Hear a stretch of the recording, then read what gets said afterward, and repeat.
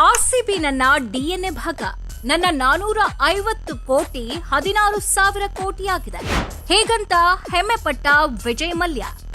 United spirits limited company ತನ್ನ ಹಿಡಿತದಲ್ಲಿದ್ದಂಥ RCB ಒಡೆತನವನ್ನ ಸಂಪೂರ್ಣವಾಗಿ ಮಾರಾಟ ಮಾಡಿದೆ.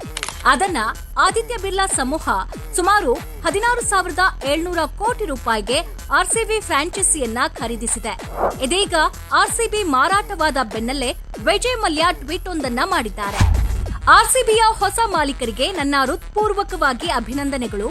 ಐಪಿಎಲ್ನಲ್ಲಿ ಅತ್ಯಂತ ಅಮೂಲ್ಯವಾದ ಫ್ರಾಂಚೈಸಿಯನ್ನ ಖರೀದಿಸಿದ ನಿಮಗೆ ಶುಭ ಹಾರೈಸುತ್ತೇನೆ. ನಾನು 2008ರಲ್ಲಿ ಫ್ರಾಂಚೈಸಿಯನ್ನ 450 ಕೋಟಿ ರೂಪಾಯಿಗೆ ಖರೀದಿಸಿದ್ದೆ. ಆಗ ಬಹುತೇಕರು ನನ್ನನ್ನ ನೋಡಿ ನಕ್ಕಿದ್ರು. ನನ್ನ ಹೂಡಿಕೆ ವ್ಯರ್ಥ ಅಂತ ಟೀಕಿಸಿದ್ರು. ರಾಯಲ್ ಚಾಲೆಂಜರ್ಸ್ ಬ್ರ್ಯಾಂಡ್ ಅನ್ನ ನಿರ್ಮಿಸಬೇಕು ಅನ್ನೋದು ನನ್ನ ಕನಸಾಗಿತ್ತು. ಈ ಕಾರಣದಿಂದಾಗಿ ನಾನು ತಂಡಕ್ಕೆ ಆರ್ಸಿಬಿ ಎಂದು ಹೆಸರಿಟ್ಟಿದ್ದೆ. ನನ್ನ 450 ಕೋಟಿ ರೂಪಾಯಿ ಹೂಡಿಕೆ ಈಗ 16,500 ಕೋಟಿ ರೂಪಾಯಿಗಳಿಗೆ ಬೆಳೆದಿರುವುದನ್ನ ನೋಡಲು ಅಪಾರ ಸಂತೋಷವಾಗ್ತಾ ಇದೆ. ಆರ್ಸಿಬಿ ಯಾವಾಗಲೂ ನನ್ನ ಡಿಎನ್ಎಯ ಭಾಗವಾಗಿ ಉಳಿಯುತ್ತೆ ಅಂತ ಮಲ್ಯ ಹೇಳಿದ್ದಾರೆ.